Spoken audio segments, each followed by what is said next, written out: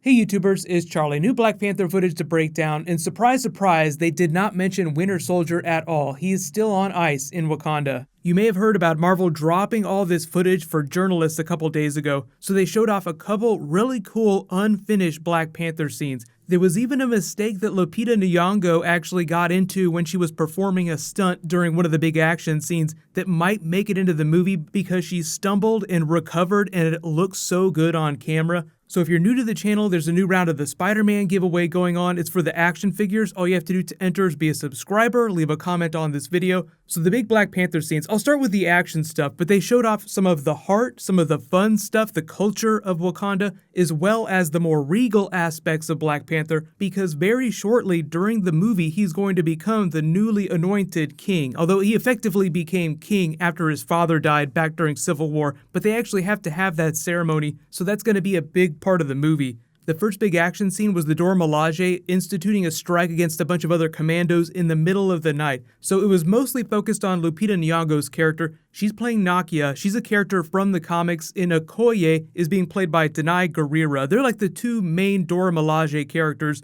but there's going to be a whole bunch others. But obviously not every character is going to get a big story during the movie. They're just two of the fiercest warriors. You'll experience the culture of the Dora Milaje, sort of the warrior wives of the King of Wakanda during the movie, so you get their perspective on things. So it won't be this faceless group of warriors like Iron Man's Iron Legion, just a bunch of robots that are CG on screen. They'll actually have a living, breathing culture that you'll experience. There was another scene with the two of them dancing in a big ceremony. Danai's character looks at Lupita Nyong'o and says, "You look really good right now," and she's like, "I know." So they're not completely egoless, they love to have fun, they're not like stormtroopers in the Star Wars movies. You'll actually get to see what they do when they're not busy ripping people's faces off with their claws. The next big scene they showed off was Black Panther's coronation. There was this big procession of them going to Warrior Falls where Black Panther's dressed in these really special gold robes. He bows before this woman in white and begins the coronation ceremony. So make all the Disney Lion King jokes you want, Circle of Life. You will see him be crowned King of Wakanda. It'll be this big, great ceremony. Then they showed off a look at Ulysses Claw and some of the villains in a big casino scene that turns into a big action set piece. So Black Panther and the Dora Milaje are spying on Ulysses Claw as he meets with Everett Ross. If you haven't read the comics, he serves a couple important functions that you didn't really see during Civil War. He's kind of like the pencil pusher in the comics, and he's the son of General Everett Ross. So as you can imagine, the apple does not fall from the tree. His father's a dick, he's kind of a dick. So as he's meeting with Ulysses Claw and his group, he walks up and says, "You brought quite an entourage. You got a mixtape coming out?" And Ulysses Claw gets all pissed off and it devolves into a firefight and becomes this big action set piece inside the casino. So if there was any mistake, Ulysses Claw is sort of like the big MCU Red Skull type villain. The only footage that they didn't really show off and nobody was talking about was of Michael B. Jordan as Killmonger. He wears a costume with this special mask. It looks exactly like it does in the comics, so they're being very true to his origins. You can't really call him the Winter Soldier or the Loki of the movie, but he does have a tragic history just like those other characters. But unless they make some big changes from the comics, he's not going to be super close with Black Panther. It could be one of those things that they do change, because there's supposed to be some flashbacks to when Black Panther went to college. He went to college in the United States, so when he was growing up, he spent a lot of time in America. But Killmonger did the exact same thing, and they're both highly learned, very smart people. You have to imagine that Black Panther is just as smart as Tony Stark. He actually uses his money to fund the Ultimates, which is the biggest, most complex cosmic group that they have in the Marvel Comics right now. They work with people like Galactus, they fight cosmic entities, so all the power levels of those people are way off the charts. It's crazy, but it just reminds you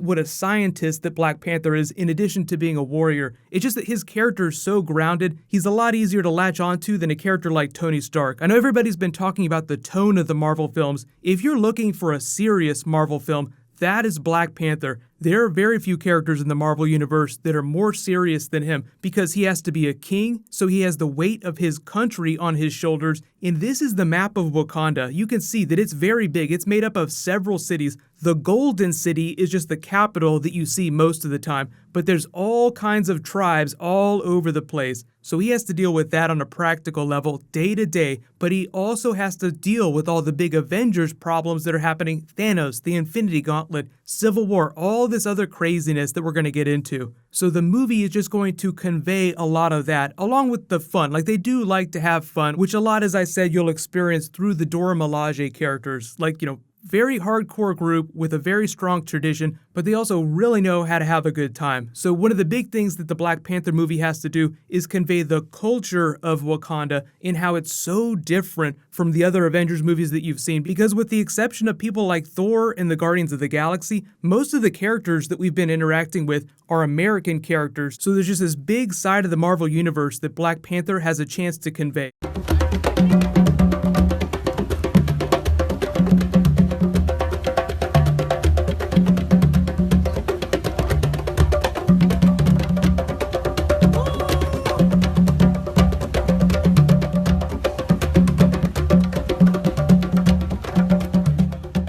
So I don't think there was ever any concern about it, but Kevin Feige reiterated that Black Panther is going to be one of the most important new characters they're introducing in Phase 3 to the rest of the Marvel movies. So even if it takes a while for Black Panther 2 to come out, the sequel, he's going to be very important to the other Marvel movies in Phase 4. Like, they've even said that Doctor Strange 2 might not come out during Phase 4. They might even not do phases anymore. They're not even going to say what the movies are going to be after Phase 3 is over. They're going to hold that for like a couple years. He said, as long as possible, we're not going to reveal what our plans are. So he's already said a couple things that just make it sound like he's going to be doing smaller crossover movies, the way he's done with Iron Man and Spider-Man. They're not going to rely on tentpole films quite as much. They're always going to make those big Avengers films, but it's not going to follow the strict Phase 1, Phase 2, Phase 3 structure that they've done before. But all that's speculation. We can talk about that after Comic-Con, and that's when they'll be showing off real Black Panther footage. They literally just got done shooting the movie as I'm posting this video. Chadwick Boseman was just holding up some cookies. There was a shot of the cake. So they are all done shooting Black Panther. They've started cutting it. They're also still editing Thor Ragnarok. So don't expect too much from the 2018 movies like Infinity War or Black Panther till like way later this year. Most of their time is going to be spent hyping up Spider-Man Homecoming after Guardians comes out,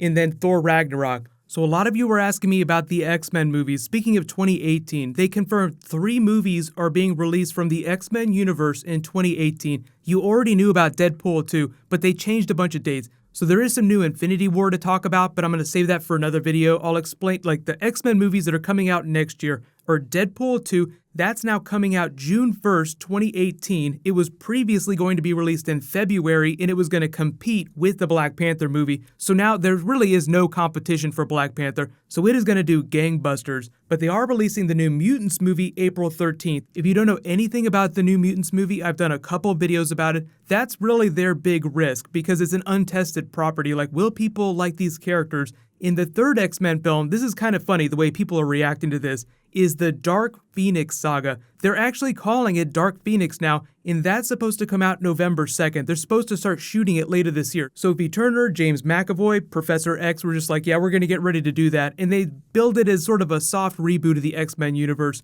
But if you guys want, I will totally do a separate video for all that X-Men movie news. Deadpool 2 is really like the solid bet. Their Thanos version of Cable should be very interesting. They've already done some costume testing, so they're in pre-production for that right now. They'll be shooting really soon. So all kinds of crazy comic book stuff happening. And yes, there is some behind-the-scenes stuff for Scarlet Witch and Vision you guys have been asking me about, so I'll probably do a video sort of explaining their powers and the history of their relationship. But leave all your requests for Marvel videos in the comments below. Congratulations to Arian Tarka, you win last week's Spider-Man giveaway. Please private message me on the back end of my channel so I can get your contact details. While you wait for that next video, you can click here for brand new Thor Ragnarok, and you can click here for my other Black Panther videos. Thank you so much for watching. Let's high five. I'll see you guys in the next video.